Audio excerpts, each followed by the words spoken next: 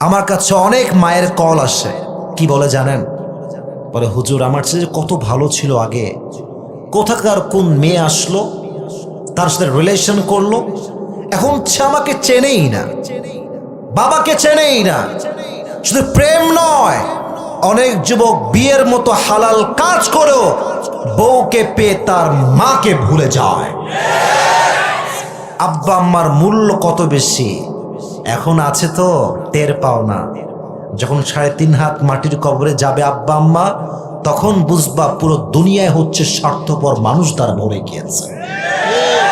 এখন তো সবাই তোমারে কয় আই লাভ ইউ, মাশাআল্লাহ তুমি অনেক ভালো ছেলে, অনেক ভালো। কেন? আব্বা বেঁচে আছে, মা বেঁচে আছে। আব্বা আম্মা যখন মরে যাবে, কবর চলে যাবে, তখন যুবক ভাইরা বুঝবা সব ভালোবাসায় ছিল স্বার্থের খেলা। ঠিক কিনা বলো? একমাত্র আব্বা আম্মার ভালোবাসাই হচ্ছে আসল ভালোবাসা। আপনার 2-1 জন হয়তো বা জানলে জানতেও পারেন, আমি গত 10 থেকে মেবি 15 দিন বা 20 দিন আগে একটা বিশাল কার অ্যাক্সিডেন্ট করেছি। কেউ কি জানেন? শুনছেন? কয়েকজন, অনেকেই জানেন মাশাআল্লাহ। তার মানে আপনারা আমাকে ফেসবুকে দেখেন, তাই নাকি? আচ্ছা আচ্ছা, আমি বলি, আমি এই ওয়াজের কথাই বলছি, ওয়াজের বাইরে কথা নয়। আমার গাড়ি যখন অ্যাক্সিডেন্ট করলো, আমার গাড়ির উপরের যে ছাদ ভেঙে গেছে, সামনের যেই গ্লাস ওইটাও ভেঙে গেছে, পাশের যেই জানালা এটাও ভেঙে গেছে, পাশের যেই গেট এটাও ভেঙে গেছে, উপরে যে সিলিং এটাও ভেঙে গেছে। নাথিং লেফট, কিচ্ছু বাকি নাই। বাট এত কিছুর পরেও, এত কিছু হয়ে গেছে, আমার দেহে এক চুল পরিমাণ কোনো আঁচ লাগে নাই। রাখে আল্লাহ, মারে কে? মারে আল্লাহ। সবকিছু আল্লাহর ক্ষমতায়। তা আমি যেটা বলতে চাই, this is not my main message. The message I would like to drop is, আমি যখন অ্যাক্সিডেন্ট করলাম তারপর দিন সকালবেলার কথা বলছি, অনেককেই কল দিলাম, বন্ধুকে কল দিলাম, কিরে বন্ধু আমার অবস্থা খুবই খারাপ রে, আমি তো এরকম মারাত্মকভাবে রোড অ্যাক্সিডেন্ট করেছি। তো বন্ধুরা কি বললো জানেন? দোস্ত রাস্তাঘাট খুবই খারাপ রে, দেখে শুনে চলিস। ঠিক আছে রাখ, কল কাট। আর একজনের কল দিলাম, খুব ভালোবাসে কিন্তু আমারে। তা মিডিয়া যাবে ভাই, বলা তো আর একটা বিপদ এইটা। তো যাই হোক, কল দিলাম, ভাই অবস্থা খুবই খারাপ, কেবল নতুন গাড়ি কিনলাম, কিনা হয়েছে মাত্র 7 থেকে 8 দিন, মানে গাড়ির শোরুম থেকে নিয়ে এসে খাদে পড়ছে, কিচ্ছু নাই গাড়ি। কল দিলাম, ভাই অবস্থা খুবই খারাপ, কি যে করবো কিছু টের পাচ্ছি না ভাই।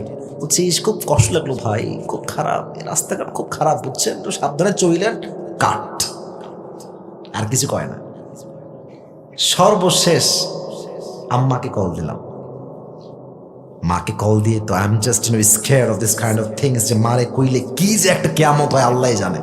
এখন কেমনে মারে কই? মা কল ধরছে, কি হয়েছে আব্বা তুমি কোথায়, ওয়াজ কেমন হয়েছে তোমার? আমি তো ওই জন্য কল দেইনি, আমি তো খবর দিব। কেমনে বলি? তো মাকে বললাম, মা কালকে রাতের বেলা গাড়ি নিয়ে যাচ্ছিলাম, রোডে একটু বাড়ি খেয়ে জাস্ট ছোট্ট একটা অ্যাক্সিডেন্ট হয়েছে, গাড়ি একটু নষ্ট হয়েছে, but I am fine, I am completely ওকে। আমি যেই বলেছি আমি অ্যাক্সিডেন্ট করেছি, এটা শোনার সঙ্গে সঙ্গে at the same time my mother has started to cry, শুরু করলো কান্না। আর এই কান্না না সেই কান্না, প্রায় 15-20 মিনিট কাঁদতেই আছে, কাঁদতে আছে, চিৎকার দিয়ে কান্না, যে তুই কোথায়, তুই এখনই বাসায় আয়, আর যদি তুই না আসিস আমাকে অ্যাড্রেস দে, আমি এখনই যাব, বিমানে হোক, গাড়িতে হোক, যেমনে হোক, আমি এখন তোকে 2 চোখের সামনে দেখতে চাই। তখন আমি বুঝলাম পৃথিবীতে স্বার্থহীন ভালোবাসলে একমাত্র মা এবং বাবাই আমাদেরকে স্বার্থহীন ভালোবাসে। সব স্বার্থ যুবক, বন্ধু কিসের বন্ধু? বিপদে পড়ো, বন্ধু টাকা দে রে, বন্ধুর পকেট ভর্তি টাকা, বলবে দোস্ত বলিস না, টাকা পয়সা খুবই অভাব চলছে আমার, পকেটে টাকা লোট, পকেটের মানি ব্যাগেই টাকা আছে, দিবে না তোমাকে। কারণ বন্ধুর ভালোবাসাটা হচ্ছে স্বার্থের ভালোবাসা। ঠিক কিনা বলো? স্বার্থহীন ভালো একমাত্র আব্বা এবং মাই ভালোবাসা। এই জন্য কোরআন থেকে আমরা শুনবো আব্বা এবং মায়ের ভালোবাসা কত বেশি দামি, তাদের দাম কত বেশি। চলুন আমরা শুরু করি। যে সূরা থেকে আমরা শুনবো, সূরাটার নাম হচ্ছে সূরাতু বনী ইসরাঈল, পারা নাম্বার 15। ধামরাইলের ভাইরা বলেন পারা নাম্বার কত? পৃষ্ঠা নাম্বার 3। কত নাম্বার পৃষ্ঠা?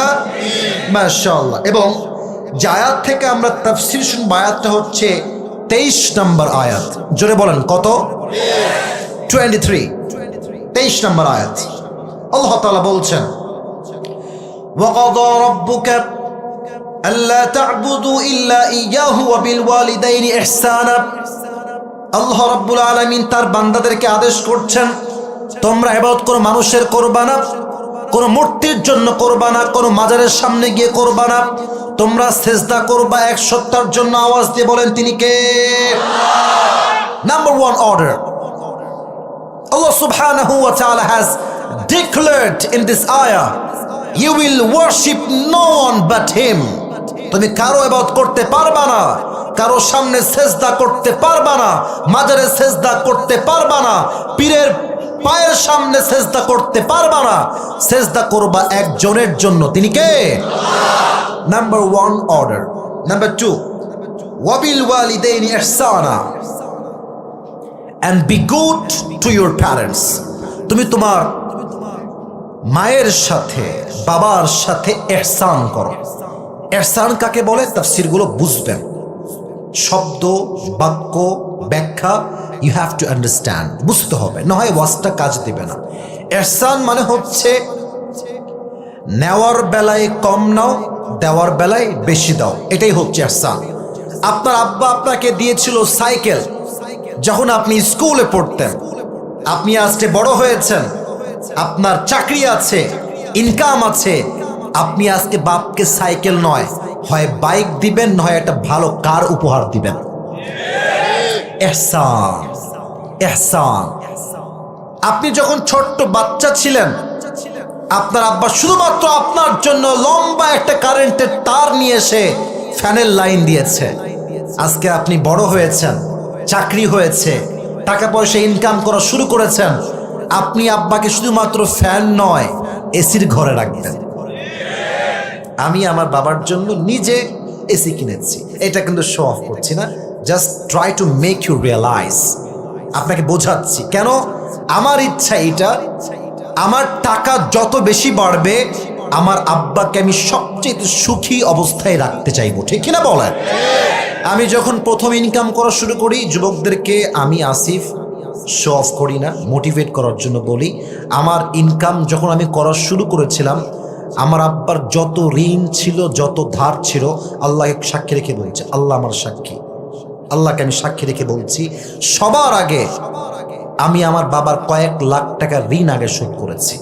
আর বিশ্বাস করেন, ওই যে আমি বাবার খেদমত শুরু করেছি টাকার মাধ্যমে, মানে বাবার অভাব কষ্ট ঋণ দূর করেছি, আল্লাহ যে আমাকে কত দিক থেকে দিয়েছে এটা বলার কোনো ভাষাই আমার কাছে নাই। সুবহানাল্লাহ পড়বেন না আপনারা? এজন্য আল্লাহ তাআলা বলছেন ওয়াবিল ওয়ালিদাইনি ইহসানা, দেওয়ার বেলায় বেশি দাও, নেওয়ার বেলায় কম নাও। এবার আল্লাহ বলছেন ইম্মা ইয়াবলুগান্না ইনদাকাল কিবার আহাদুহুমা আও কিলাহুমা ফালা তাকুল লাহুমা উফ। আব্বা এবং মায়ের কেউ যদি তোমার সাথে বৃদ্ধ হয়ে যায়, ফালা তাকুল লাহুমা উফ, do not say to them annoyance word, বাজে ভাষায় কথা বলো না, উফ। মাঝে মাঝে বিরক্ত হয়ে আমরা উফ বলি না? বলেন না কেন বলি না? কখন বলি? কখন বলি একটু বুঝবেন। আপনি বসে বসে মোবাইল টিপছেন, মা বলছে কিরে খাবি না, খাবার ঠান্ডা হয়ে গেল, আয় জলদি করে। আপনি কি বলেন? উফ মা, এত ডিস্টার্ব করে কেউ, এত ডাকে কেউ। আল্লাহ বলছেন খবরদার এই উফটা বলবা না। আচ্ছা আমার হাত দেখেন, আমার হাতের এইটা কি? এই যে এইটা নখ, এটার নাম কি?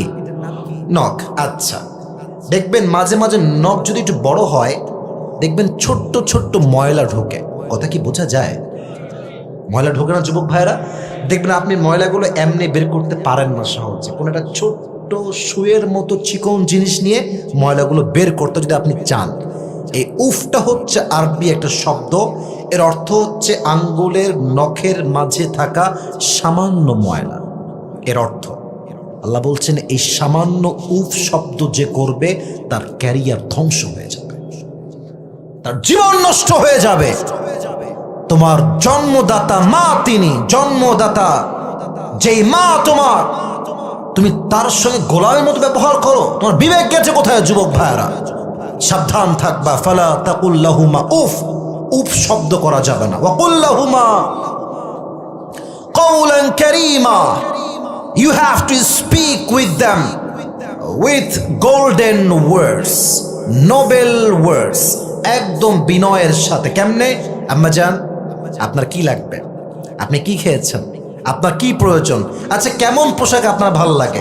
শীতকাল তো চলে আসছে, আপনাকে কেমন সোয়েটার দিব? এটা হচ্ছে গোল্ডেন ওয়ার্ডস, বিনয়ের ভাষা। পারবেন তো ইনশাআল্লাহ? এবার আল্লাহ তাআলা আমাদেরকে শিক্ষা দিচ্ছেন, দেখেন, ওয়াখফিদ লাহুমা জানাহাদ দুল্লি মিনার রাহমাতি ওয়া কুর রাব্বিরহামহুমা কামা রাব্বায়ানি সগীরা। আব্বার সামনে, মায়ের সামনে তুই বিনয়ের ডানা বিছিয়ে দাও। ওয়া কুর রাব্বিরহামহুমা কামা রাব্বায়ানি সগীরা। যখন আব্বা এবং আম্মা মারা যাবে, কবরস্থ হয়ে যাবে, তাদের কবরের সামনে দাঁড়িয়ে দোয়া করো। সবাই পড়েন, রব্বিরহামহুমা কামা রাব্বায়ানি সগীরা। এর অর্থ হচ্ছে, আল্লাহ তুমি আমার আব্বা এবং মাকে তেমন ভাবে রহম করো যেমন ভাবে তারা আমাদেরকে ছোট্টবেলায় রহম করেছে। আমি যখন ছোট্ট শিশু ছিলাম, দুধের জন্য ফাল পেড়েছি, লাফ দিয়েছি, মায়ের বুকের উপরে পেশাব করেছি, বিছানায় পেশাব করেছি, আমার মাকে আমাকে ধরে ফেলে দিয়েছে? বলেন এখন, ফেলে দিয়েছে? আল্লাহ বলছেন, খবরদার বেয়াদবি করিস না।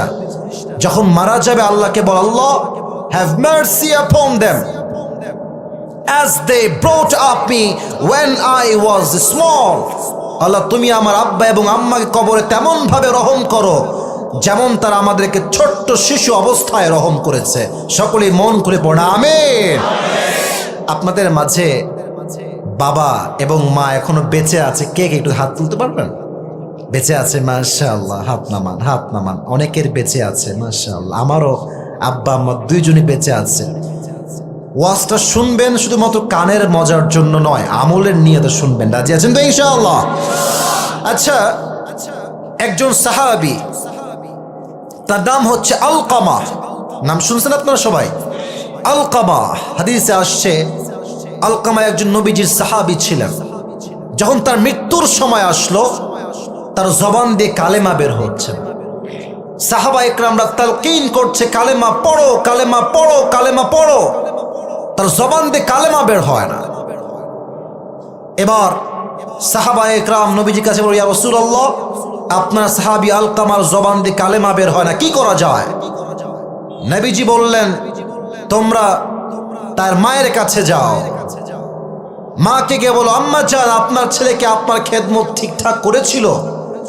যখন তারা আসছে মায়ের কাছে, আম্মা জান বলছে, না না না, ও সাহাবী হতে পারে, বাট ও আমার খেদমত ঠিকঠাক করে না, ওকে আমি মাফই করব না।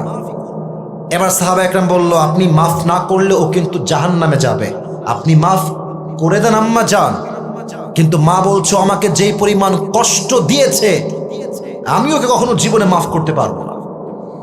এবার সাহাবা একরাম সবাই মিলে নবীকে বলল, নবী, আলকামার মা তো আলকামাকে মাফ করতেই চাচ্ছে না, আমরা কি করতে পারি? এবার নবীজি নিজেই আলকামার মায়ের কাছে আসলেন, বললেন, এই সাহাবীরা শোনো, এই মাঠের মাঝখানে আগুন লাগিয়ে দাও, আর আগুনের সোজা আলকামাকে গিয়ে নিক্ষেপ করো। মায়ের সামনে বলছে। আয় হায় হায়, মায়ের দয়া কত বেশি!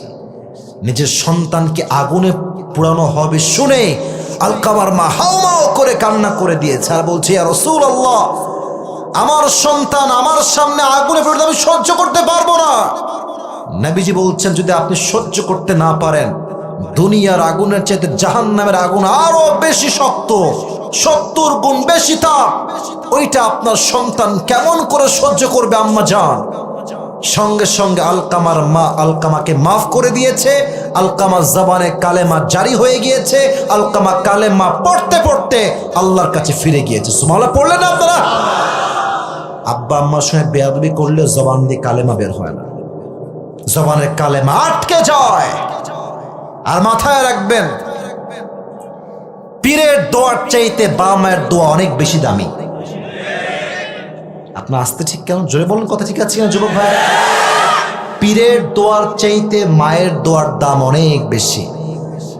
আর অনেকে দেখবেন মাজারে গিয়ে আজকাল সন্তান চায়, আছে না? বেশিরভাগ মেয়েরা করে, বাবা আমাকে একটা মেয়ে দেন বাবা।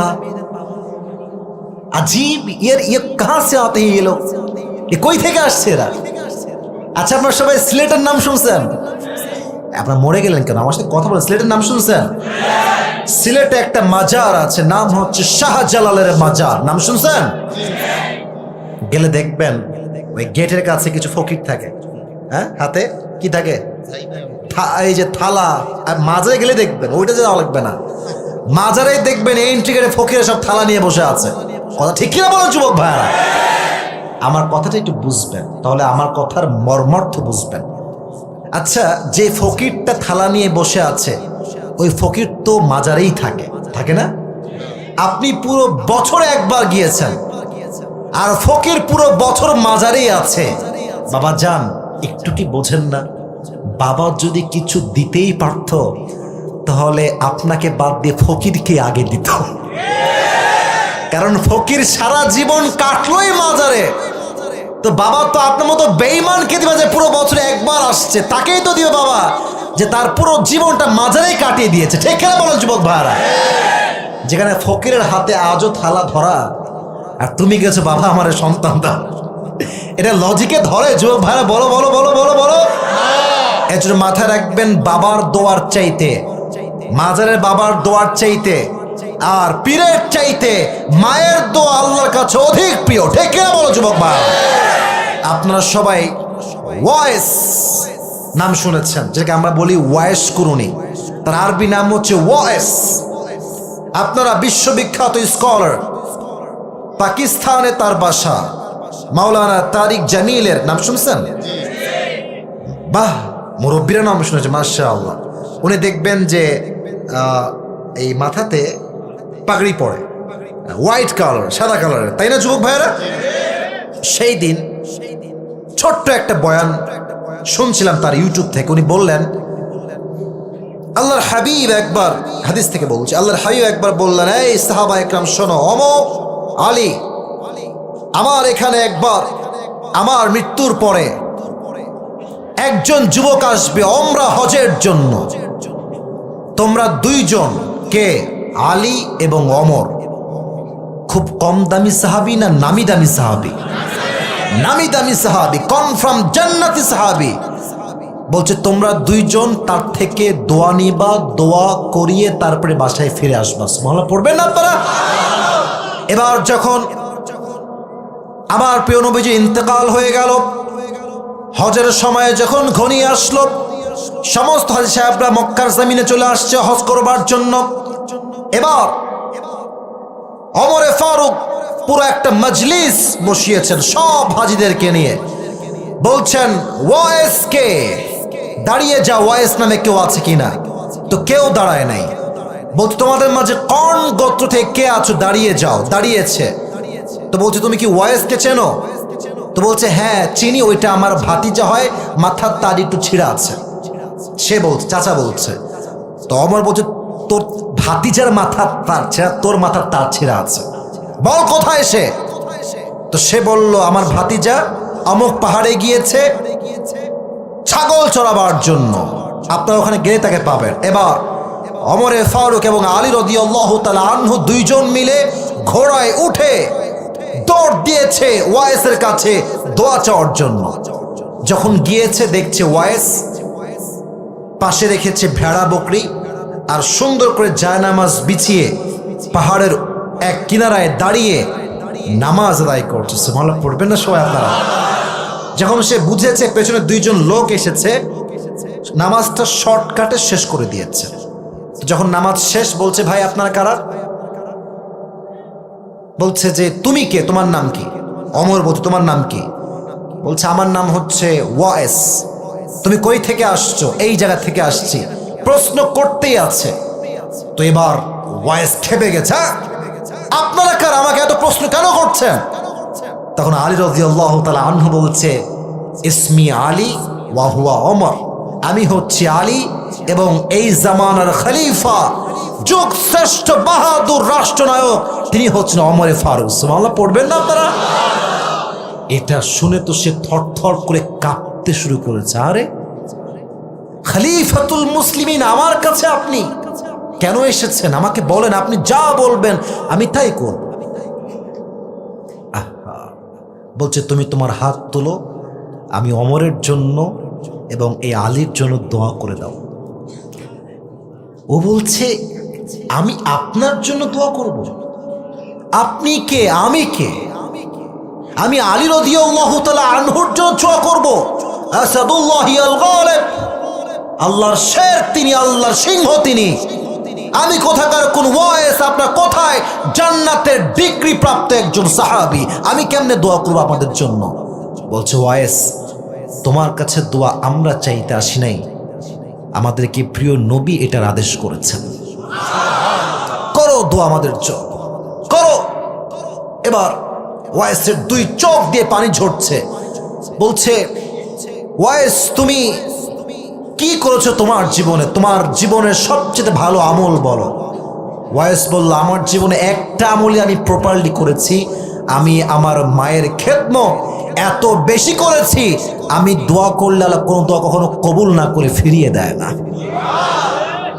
ওমরের জন্য দোয়া করেছে, আলীর জন্য দোয়া করেছে। তাহলে বোঝেন তার দোয়া কতটা দামি ছিল আল্লাহর কাছে। যে মায়ের খেদমত করে তার দোয়াকে আল্লাহ তাআলা মুস্তাজাবুদ দাওয়া করে নেয়। সে দোয়া করার সঙ্গে সঙ্গে তার দোয়াটা আরশে আজিমে গিয়ে আল্লাহর দরজায় নক করতে থাকে। সুবহানাল্লাহ পড়ে সবাই। মায়ের দোয়া যুবক ভাইরা নিতে হবে। আরেক জায়গায় আসছে বর্ণনা, বলছে একটা ছোট্ট বর্ণনা। কিয়ামতের দিন কিছু লোক জাহান্নামে যাবে, কিছু লোক জান্নাতে যাবে। ওয়াইস কর্ণী জান্নাতে যাবে। আল্লাহ বলবেন, এই ওয়াইস কর্ণী থাম, থেমে যাবে। আল্লাহ কি হয়েছে? বলবে, তুই যেহেতু মায়ের খেদমত অনেক বেশি করেছিস, আজকে তুই তোর আঙ্গুলটা ওঠা, আঙ্গুলটা উঠিয়ে জাহান্নামীদের দিকে ইশারা কর। তোর আঙ্গুল যার যার দিকে ইঙ্গিত করবে, আজকে তোর মায়ের খেদমতের ওয়াসিলা করে ওদেরকেও তোর সঙ্গে আমি জান্নাতে প্রবেশ করাবো।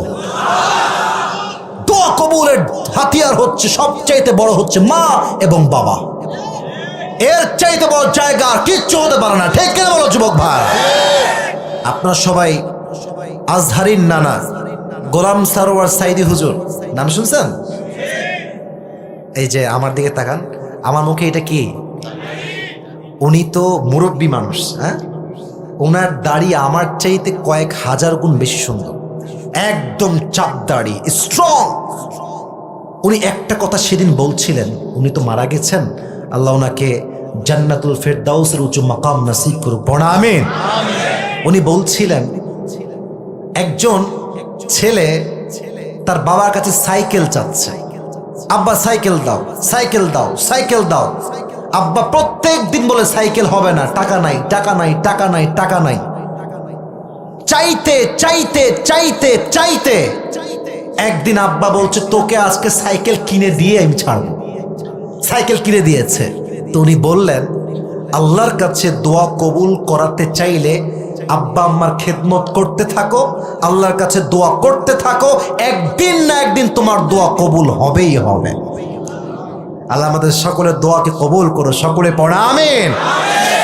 বলেন, আমাদের জাতির পিতার নাম কি? ইব্রাহিম আলাইহিস সালাতু ওয়াস সালাম। এটা প্যাস খাইয়েন না, জাতির পিতা কিন্তু ইব্রাহিম আলাইহিস সালাতু ওয়াস সালাম। উনি এখানে হয়তো বা অনেকে বিবাহিত আছেন, দেখবেন বিয়ের পরে ঝামেলা পাকে। আমি কি মায়ের পক্ষে যাব না বউয়ের পক্ষে যাব? আরে জিজ্ঞেস করে ভাই, আগে বলেন ঝামেলা আছে না নাই? আগে কয়ে মায়ের পক্ষে, বউ কি বাদ নাকি রে? বউকে বাদ দেওয়া যাবে না, মাকেও বাদ দেওয়া যাবে না। বীর পুরুষ তো সেই পুরুষ যে এক হাতে মাকে কন্ট্রোল করে, এক হাতে বউকে কন্ট্রোল করে। এটাই বাস্তবতা। শেখ আহমদুল্লাহ নাম শুনছেন? উনি একজন বড় আলেম, স্কলার।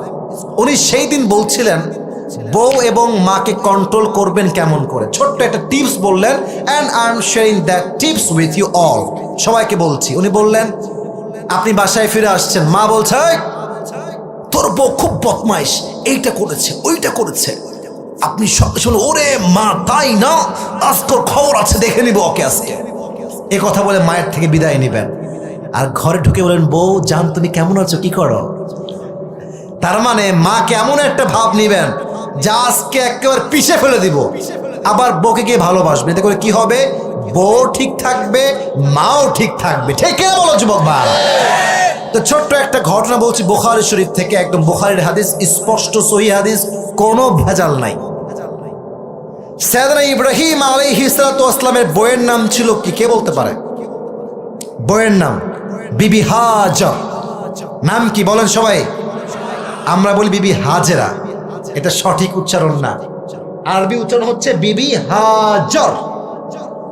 তো উনি যখন তাদের সবাইকে মরুময় আরব নগরের মক্কার এক বিশাল মরুভূমিতে রেখে আসলেন, চতুর্পাশে বালু আর বালু, কোনো বসতি নাই, ঘর নাই, কিচ্ছু নাই। তারা তখন বড় হতে শুরু করলো। যখন তার সন্তান ইসমাইল বড় হলো, তখন সে একজনকে বিয়ে করলো, একজন মেয়েকে বিয়ে করলো। তো বিয়ের দীর্ঘ লম্বা সময় পরে ইব্রাহিম আলাইহিস সালাতু ওয়াস সালাম আসছেন খবর নেওয়ার জন্য, সন্তান কেমন আছে, একদম বুখারীর হাদিস বলছি। এসেই তিনি গেট নক করলেন। ভেতরে একজন মেয়ে বলছে, কে আসছেন? ইব্রাহিম বলছে, আমি একজন আগন্তুক মুসাফির, এখানে কি আমার ইসমাইলকে পাওয়া যাবে? উনি বলছেন যে ইসমাইল তো নেই, উনি বাহিরে গিয়েছেন। তো এবার ইব্রাহিম বলছে, এই তুমি কেমন আছো মা, তোমার সংসার কেমন চলছে? ওই মেয়ে বলছে যে আমার সংসারে খালি অশান্তি, আমি একদমই ভালো নাই, আমার জীবনে কোনো সুখ নাই, আমার এইটা নাই ওইটা নাই, খালি অভিযোগ আর অভিযোগ। এই কালো গেঞ্জি, বসো কালো গেঞ্জি, যে বামে বামে বামে বামে, বসে পড়ো বসে পড়ো বসে পড়ো।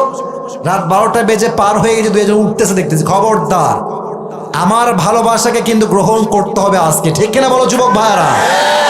সবাই ঠিকঠাক বসে আছেন, আমার ওয়াজটা আমাকে শেষ করতে দেন, শেষ করে আজকে বাসায় যাবো। রাজি আছেন তো ইনশাআল্লাহ?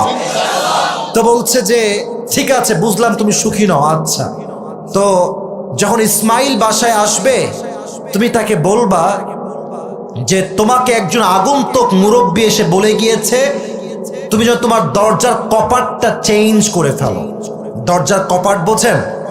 দেখবেন আগের যুগে গেট এখনো আছে, দুই গেট, মাঝখান দিয়ে কপাট থাকে, ছোট্ট লাঠির মতো, ওইটা খুললে গেটটা খুলে যায়। আমার নানির বাড়িতে এখনো সে কপারের দরজা আছে, আমি নিজে দেখেছি। তো বললো কপাট চেঞ্জ করতে বলবা। তো যখন ইব্রাহিম ফিরে আসলেন, ইসমাইল বাসায় আসলো, তার বউ তাকে সব খুলে বলল যে এরকম একজন আগন্তুক মুরব্বী এসেছিল, সে বলেছে তোমার কপাট যেন তুমি চেঞ্জ করে ফেলো। এর অর্থ কি? এর অর্থ হচ্ছে তুমি তোমার বউকে চেঞ্জ করে ফেলো।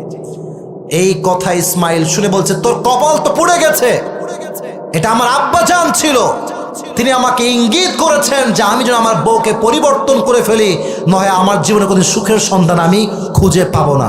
সঙ্গে সঙ্গে 3 তালাক দিয়ে দিয়েছে, সঙ্গে সঙ্গে 3 তালাক। এখন এর কারণটা কি?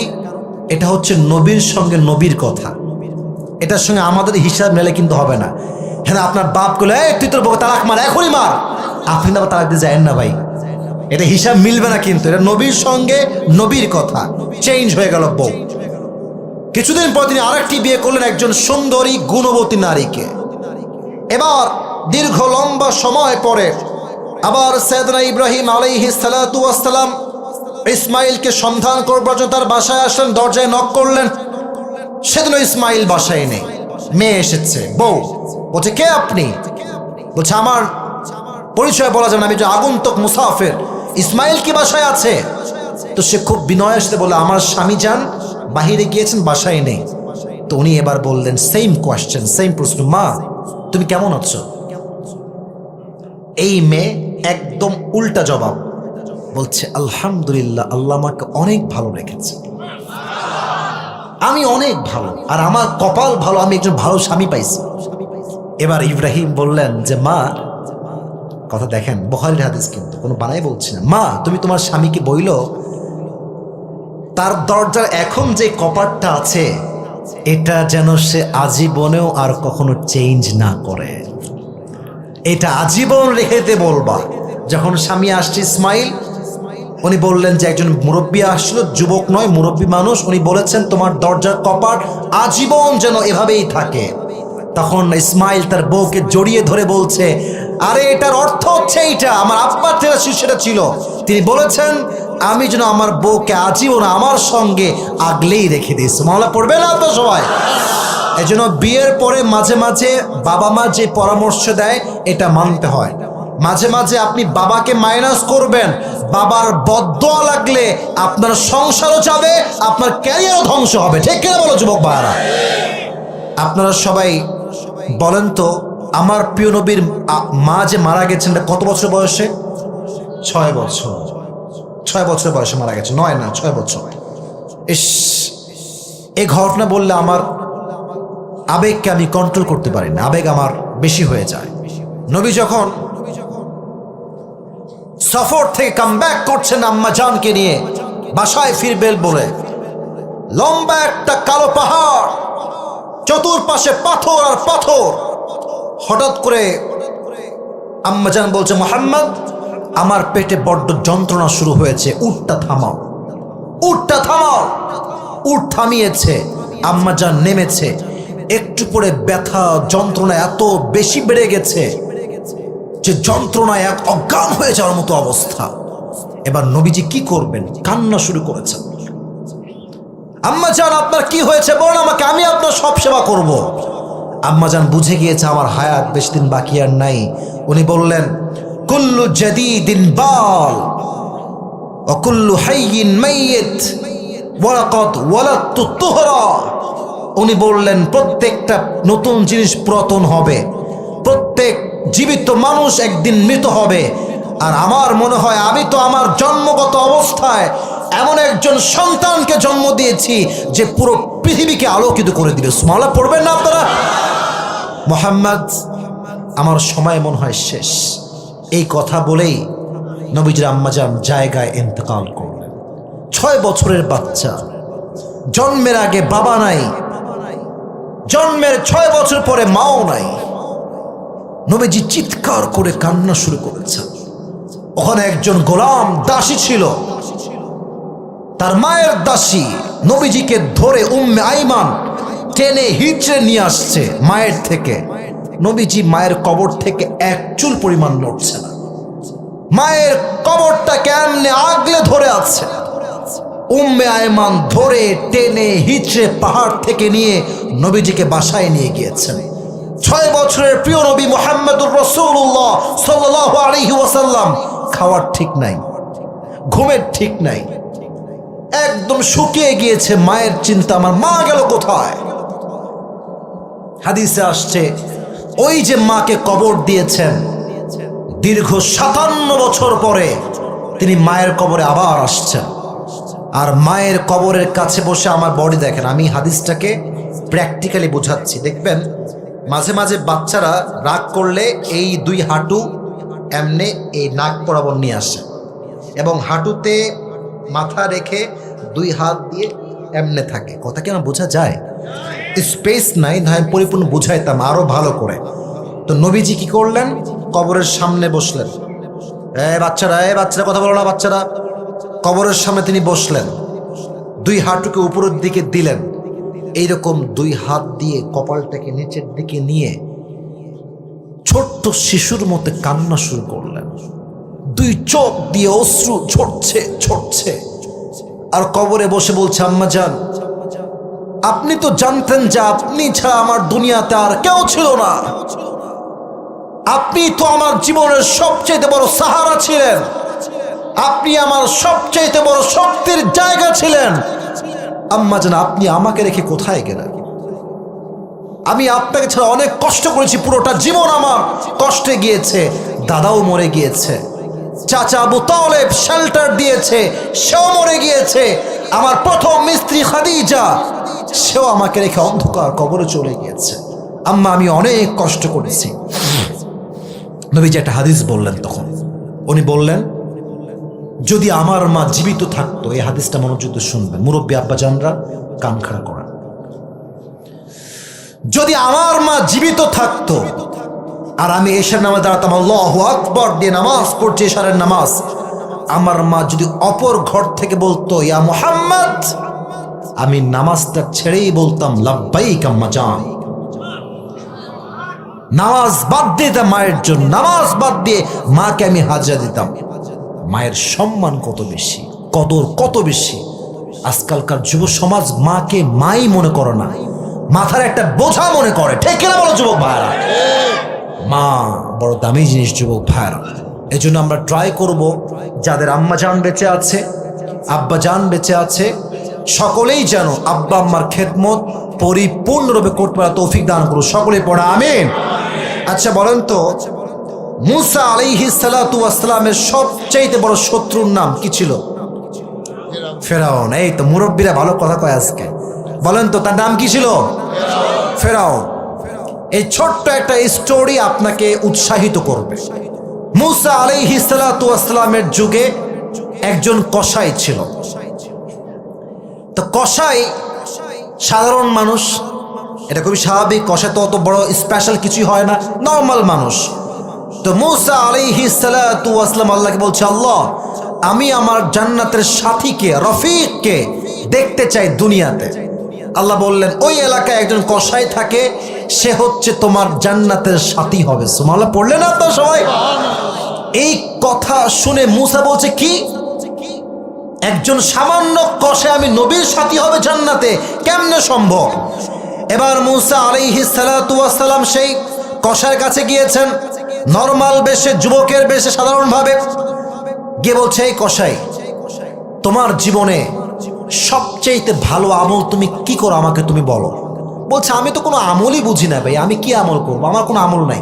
না না, একটা আমল তো অবশ্যই আছে, বলো বলো। তো বলছে, আমার একটা আমল ভালো হইতে পারে, আমি যখন কসাইগিরি করতে আমার বাজারে আসি, আসার আগে মাকে আমি উঠাই, গোসল করাই, নিজেই তেল মালিশ করি, নিজের হাতে মাকে লোকমা দিয়ে খাওয়াই দেই, এবং খাওয়াই দিয়ে আমি আমার বাজারে প্রবেশ করি। তো বলছো তোমার মা কি করে?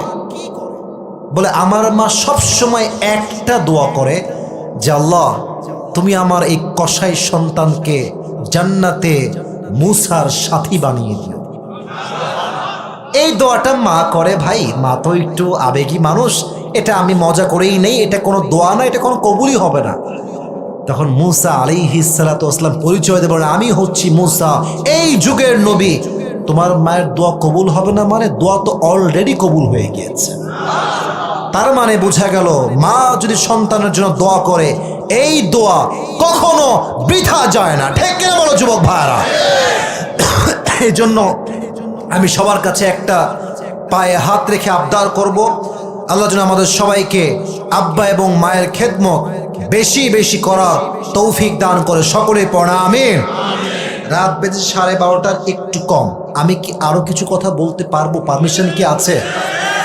আলহামদুলিল্লাহ, 1 ঘন্টা পার হয়েছে, কিন্তু আপনাদের যেই সাউন্ড দেখতে পাচ্ছি এটাই প্রমাণ ধামরাইয়ের সন্তানরা, বিড়ালের বাচ্চারা, সব সিংহের বাচ্চাগুলো আমার সামনে বসে আছে।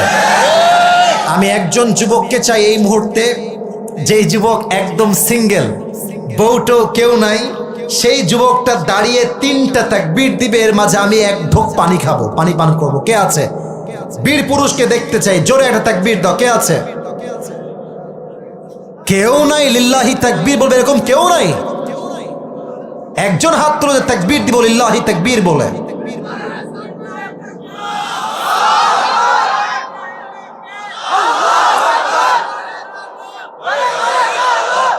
তুই বউ পাবি না, তোর বউ হবে না। একজন লাগতো যে বাঘের মতো তাকবীর দিবে, পারে নাই কেউ। কেউ কি আছে একবার লিল্লাহি তাকবীর বলে বাঘের মতো? সাহস নাই, ধামড়ায় ছেড়ে দিচ্ছি। হায় হায় হায় হায় হায়। কে আছে? দেন, আপনি দেন মুরব্বী, যুবকরা পারবে না।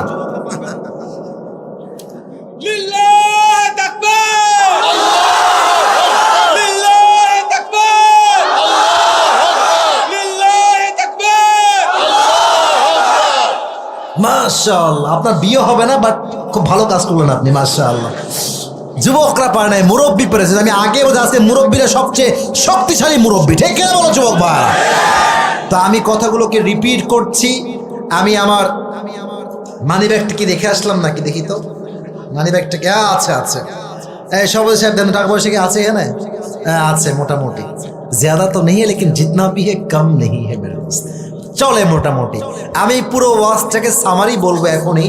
বাট সামারি বলার পরে একজন যুবককে আমি চাইবো, যেই যুবকটা আমাকে আমার কথার প্রশ্নের উত্তর দিবে, যে উত্তর দিবে তার জন্য আমার পক্ষ থেকে আছে পুরস্কার থাকবে। রাজি আছেন তো ইনশাআল্লাহ?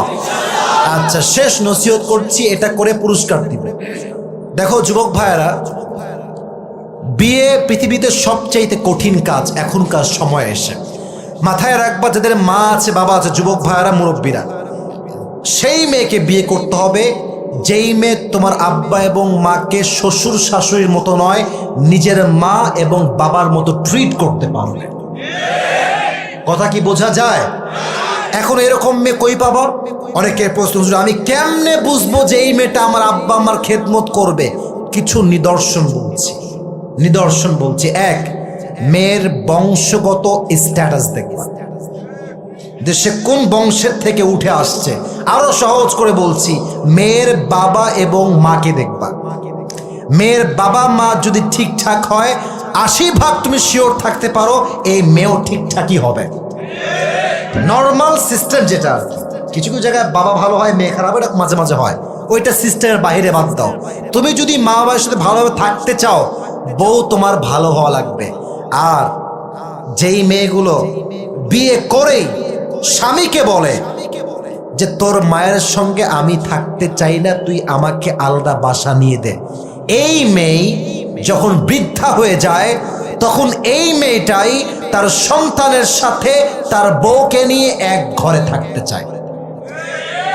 হিসাবটা বোঝেন নাই?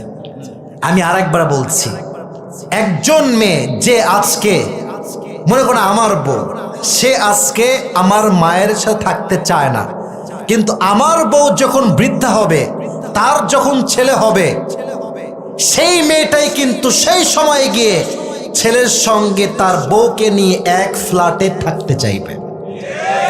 তো আপনি যদি থাকতে চান সন্তানের সাথে, তাহলে আজকে আপনি আপনার স্বামীকে তার মায়ের থেকে কেন আলাদা করবেন? কথা ঠিক কিনা বলো যুবক ভাইরা? তো বিয়ে করবা সেই মেয়েকে যেই মেয়ের বংশগত স্ট্যাটাস ভালো। এক, শেষ। দুই, যদি আব্বা আম্মার সাথে খেদমত ঠিকঠাক রাখতে চাও, সেই মেয়েকে বিয়ে করবা যার চরিত্র ভালো। মেয়েরা খুবই ডেঞ্জারাস। অনেক মেয়ে এখানে আছে, আমাকে শুনছে, আমার বোনদেরকে আমি বড্ড ভালোবাসি, বড্ড সম্মান করি, কিন্তু আমার আফসোস লাগে ঢাকাতে আসলে ঢাকার মেয়েরা যেই পরিমাণ উলঙ্গ পোশাক পরে, এটা বাংলাদেশের কোনো জেলাতে আপনি খুঁজেই পাবেন না। যদি বিশ্বাস না হয় ঢাকা শহরে ঘুরলেই বুঝবেন। তাই বলে চোখ তুলে তাকিয়ে থাকবেন না। হ্যাঁ, এই যারা তাকায় থাকে, এই তাকালি কেন রে হবে, বলে হুজুর एक बार देखना हलाल है, ये हम भी जानते हैं कि एक बार देखना हलाल है, तो जब मैंने देख लिया, अगर मैंने आँख को नीचे कर लिया तो ये तो हराम हो जाएगा, तो हम देखेंगे और क़यामत तक ही देखेंगे ताकि ये हलाल हो जाए। লজিক বুঝতে পারছেন? চোখ নামাইলেই তো হারাম, কারণ হাদিস আসছে একবার দেখলে মাফ হবে। ওরে বাটপার, একবার তাকায় তো চোখ নামেই না। তো মাথায় রাখবেন, যার পোশাক ভালো, দিনদারিত্ব ভালো, চরিত্র ভালো, সেই মেয়ে কখনোই আপনার আব্বা আম্মার সঙ্গে গাদ্দারি বেইমানি করতে পারবে না। 3 নাম্বার কথা, যখন তুমি বিয়ে করতে যাবা, মেয়ের ব্যাকগ্রাউন্ড, পাস্ট, সে এখন কেমন অবস্থায় আছে, এটাকে check, cross check, double check খুব ভালোভাবে করবা। কারণ বিয়ে করতে গেলে কিন্তু সব মেয়ে জান্নাতের হুর হয়ে যায়। এমন একটা ভাব মনে হবে ইয়ার ইয়ে তো অভি কবি জান্নাত সে ভাগ কে আই হ্যায়। কথা ঠিক আছে যুবক ভাইরা? বলো বলো বলো। তুমি যদি কখনো, আমার কথা মুরব্বীরা একটু বুঝবেন, যুবকরা একটু বুঝবেন, বিয়ে করতে গেছেন একজন মেয়েকে মাশাআল্লাহ অনেক সুন্দরী, এটা আমার জীবনের অভিজ্ঞতা বলতেছি, ভালো করে বুঝবেন, এগুলো শুনলে কাজে দিবে, জীবনে অনেক কিছু করতে পারবেন। মেয়েরা কিন্তু জীবনেও তার কোনো খারাপ কিছু আপনাকে বলতে চাবে না।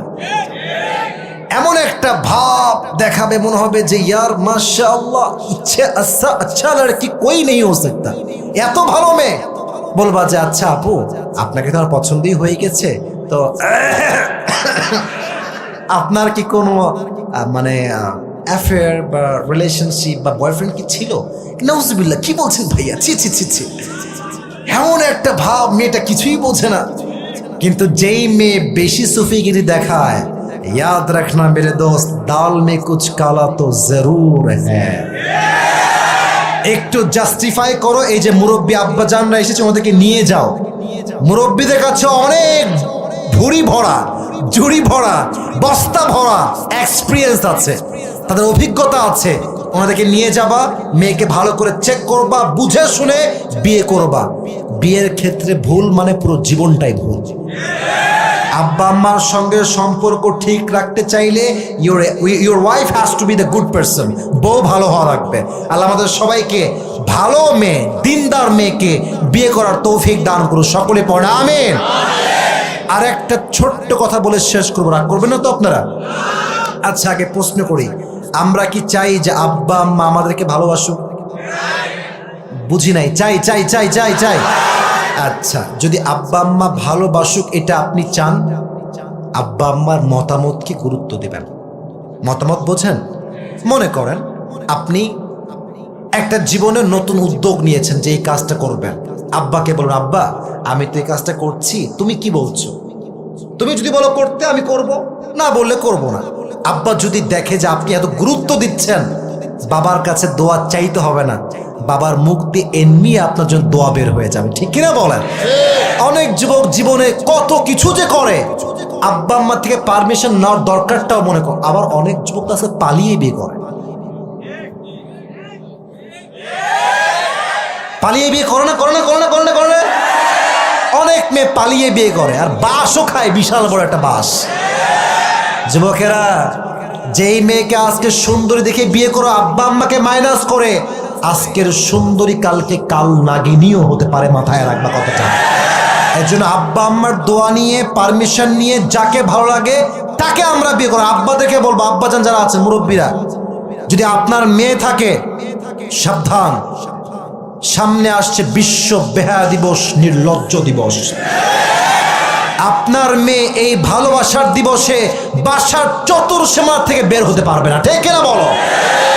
আর আমাদের যাদের বোন আছে, control your sister. If you have a daughter, control your daughter. দিন থাকতে সাবধান রাখেন।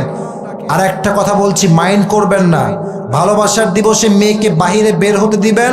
আপনার মেয়ে 8-এ পড়ে, 9-এ পড়ে, 10-এ পড়ে, অথবা ইন্টার ফার্স্ট ইয়ার অথবা সেকেন্ড ইয়ারে, অথবা আপনার মেয়ে অনার্সে পড়ে, আপনার মেয়ে বের হবে পবিত্র হয়ে, বাট আপনার মেয়ে কিন্তু গর্ভবতী হয়ে, প্রেগনেন্ট হয়েও বাসায় ফিরে আসতে পারে। খবরদার, নিজের মেয়েকে ভালোবাসার দিবসের মতো বেহায়াতের দিবসে বাহিরে রাস্তাঘাটে ওপেনলি ঘুরতে দেওয়া যাবে না, ঠিক না বলে? আর তোমরা যা যুবক ভাইরা এসেছো, একটা মেসেজ রাখবা, যদি রাস্তায় দেখো যে মেয়েরা ছেলেরা ওপেনলি পাবলিক প্লেসে ভালোবাসার দিবসে ফষ্টি নষ্টি করছে, এদের বিরুদ্ধে কঠিন অ্যাকশন তোমাকে নিতে হবে। এটা আমার সমাজ, আমার সমাজ নষ্ট হবে, এটা আমি কখনো চুল পরিমাণ বরদাস্ত করতে পারবো না, ঠিক না বলে? আর যেই মেয়েগুলো তোমার বোন অথবা তোমার বউ যেই হোক, যদি দেখো ফেসবুকে খালি ভালোবাসার দিবসে স্ট্যাটাস দিতেই আছে, পোস্ট করতেই আছে, ওকে আগে বোঝাবা যায়, ভালো হয়ে যা মাসুদ, ঠিক কিনা বলেন যুবক ভাইরা? ভালো হয়ে যা মাসুদ। যদি ভালো না হয়, ওরে হয় আনফ্রেন্ড করবেন, না হয় সোজা ধরে ব্লক করে দিবেন। যে খ্রিস্টানদের দিবস পালন করবে, সে আমার বন্ধু হওয়ার কোনো যোগ্যতা রাখে না, ঠিক কিনা বলে? আল্লাহ আমাদের সবাইকে সমস্ত ভালোবাসার দিবসের ফিতনার থেকে হেফাজত করুন, সকলে পড়ে আমিন। মাশাআল্লাহ, শেষ ভালো, যার সব ভালো তার সবই আপনাদের ভালো হয়েছে। আমি পুরস্কার দিব, আমি কিছু মেসেজ দিচ্ছি, এটাকে মুখস্থ করেন।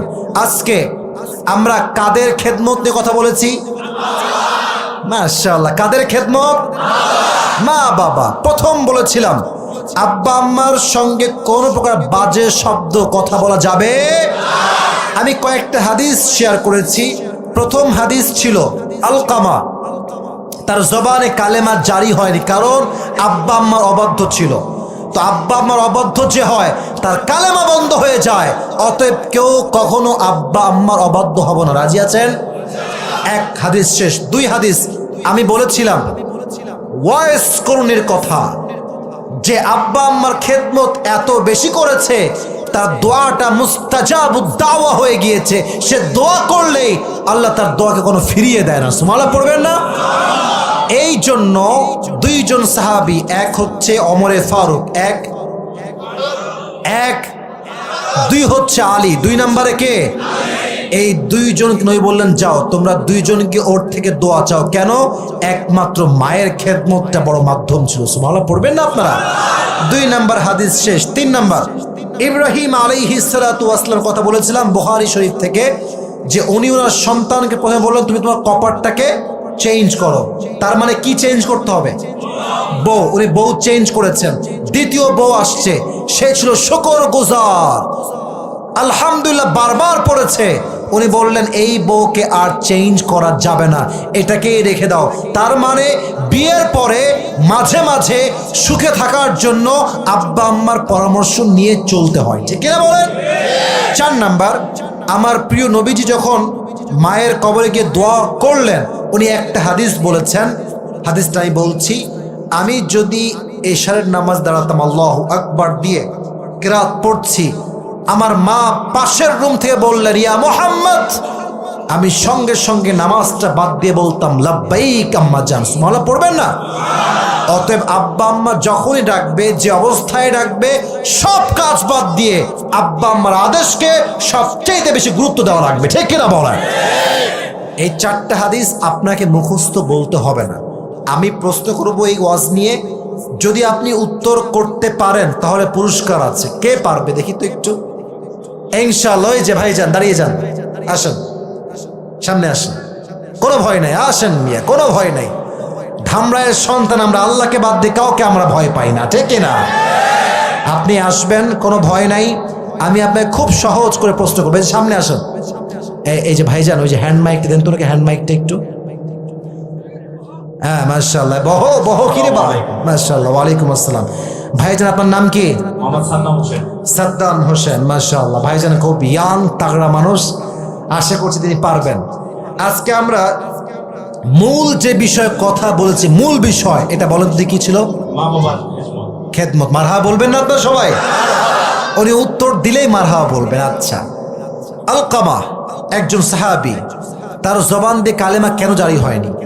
মা তার প্রতি অসন্তুষ্ট ছিল, তবে একটু পরে গিয়ে তার জবান দিয়ে কালেমা বের হয়েছিল কেন?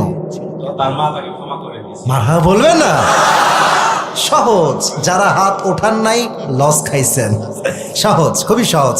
2 নাম্বার হাদিস ছিল হচ্ছে, আমি বলেছিলাম ওয়াইস কর্ণীর কথা। তার কাছে 2 জন নাম করা সাহাবী দোয়া চাইতে গিয়েছেন। সে 2 জন সাহাবীর নাম কি? হযরত উমর এবং হযরত আলী। মারহাবা বলবেন না?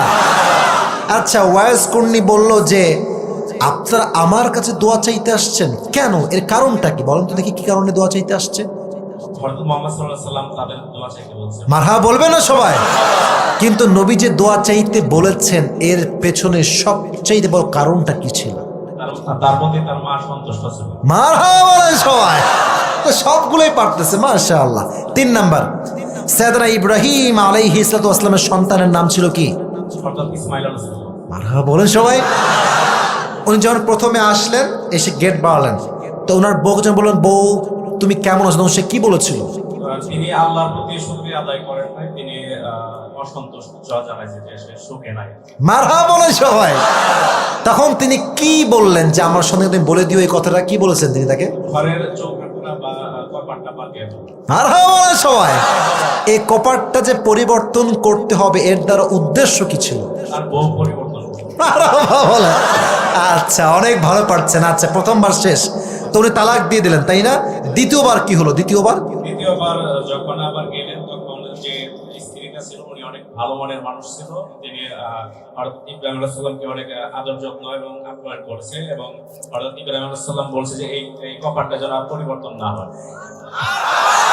কপাটটা যে পরিবর্তন না হয়, এর দ্বারা উদ্দেশ্য কি ছিল? এই বউ আর না পরিবর্তন। মারহাবা বলেন সবাই। মাশাআল্লাহ, অনেক ব্রিলিয়ান্ট ছেলে, মাশাআল্লাহ। শেষ হাদিস। আমার প্রিয় নবী যখন তার মায়ের কবরে গেল, অনেক লম্বা হাদিস, আমি ওটা বলছি না আপনাকে বলতে। কবরের পাশে দাঁড়িয়ে উনি কান্না করলেন, আর একটা হাদিস পড়ে, হাদিসটা কি ছিল বলেন দেখি। হযরত মুহাম্মদ সাল্লাল্লাহু আলাইহি ওয়াসাল্লাম যদি সারের নামাজে দাঁড়ায় থাকতো, তখন যদি তার মাতাকে ডাকতো, সে জামাত ছেড়ে চলে যাইতো তার মাতাকে সারা দিত। মারহাবা বলবেন না আপনারা সবাই? আমার প্রিয় ভাই, আপনার নাম কি ভাই জানেন? সাদ্দাম। সাদ্দাম ভাইকে আল্লাহ তাআলা ইসলামের খাদেম হিসেবে কবুল এবং মঞ্জুর করুন, সকলে পড়া আমিন। সাদ্দাম ভাই আপনি স্টেজে আসেন, আপনার জন্য আমি যা পারি হাদিয়া যতটুকু পারি আজকে দেওয়ার চেষ্টা করবো। 1 2 3 4 5 আর যা আছে মেলা মেলা করে করে তুমি দিবা মেলা টাকা, এদিকে আসো, তোমার থেকে নিচ্ছে আমি, এদিকে আসো। আচ্ছা আরো আছে দেখি, আরো আছে, যা আছে যত ছিল খুচরা সব দিয়ে দিচ্ছি ভাই, গুণি নাই, হয়তো 500-600 যা হোক হবে। প্রিয় ভাই আসেন, সাদ্দাম ভাই। ভাইজান এই হাদিয়াটা খুবই নগণ্য আমি জানি, বাট এটা যে দিয়েছি এটা হচ্ছে ভালোবাসার থেকে। হাদিয়া ইয়ে চাহে ছোটা হো ইয়ে বড়া হো, মোহাব্বত হামেশা দিল সে হি হোতা है, ঠিক না বলেন? তাই মন থেকে ভালোবেসে ভাইকে হাদিয়া দিলাম। আল্লাহ ভাইকে, সাদ্দাম ভাইকে ইসলামের খাদেম হিসেবে কবুল এবং মঞ্জুর করুন, সকলে পড়া আমিন। সাদ্দাম ভাই বসে পড়ো, আপনি বসে পড়ো, এখানে বসে পড়ো।